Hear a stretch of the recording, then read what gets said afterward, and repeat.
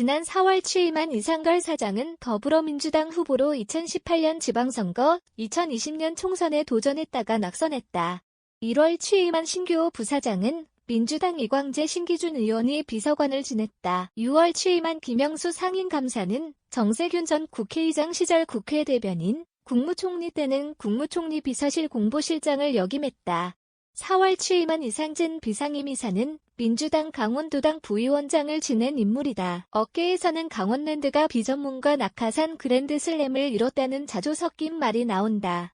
이들 4명의 경력이 관광 레저 산업 전문성과는 거리가 먼 친여 정치인이라는 점에서다. 강원랜드가 지난해 신종 코로나 바이러스 감염증 코로나19으로 최악의 경영 실적을 기록한 상황에서 낙하산 논란까지 확산하면 경영 부담이 더 커질 수 있다는 우려가 적지 않다. 문재인 정부 임기 말기에 이뤄지는 알박기식 낙하산 인사가 노골적이고 도를 넘었다는 비판이 나온다.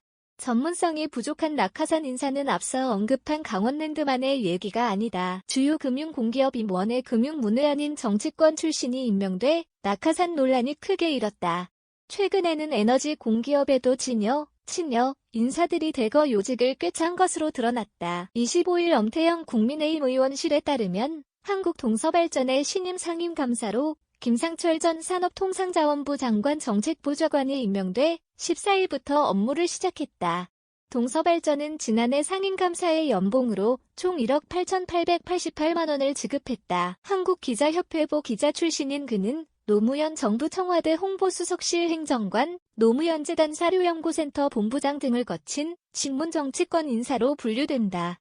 한 정부에서는 배군규 전 산업부 장관의 정책보좌관으로 일했다. 당시에도 산업정책과 관련된 경력은 전무의 뒷말이 나왔다. 지난 4월에는 김영문 전 관세청장이 동서발전 대표로 선임됐다. 문 대통령이 노무현 정부에서 청와대 민정수석으로 일할 당시 민정수석실 행정관으로 근무했고 지난해 총선에서 여당 후보로 출마했다 낙선했다. 지난해 사장 연봉은 총 2억 3,885만 원이다. 한 에너지 업계 관계자는 업계에 대한 이해도가 낮은 정치인을 회사의 2인자로 임명하는 것은 에너지 업계에서 오래 일한 사람에게 자괴감을 준다고 말했다.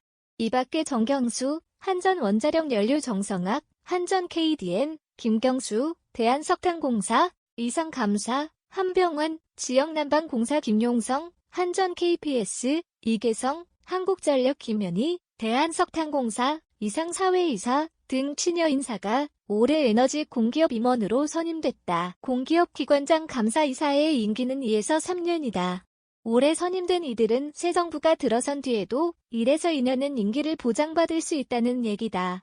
이는 문재인 정부 말기에 알박기 낙하산 인사가 판을 치는 배경으로 꼽힌다. 김태기 당국대 경제학과 교수는 문 대통령이 강조한 기회는 평등하고 과정은 공정하고 결과는 정의로운 시스템을 흔들리게 하는 행태라고 꼬집었다.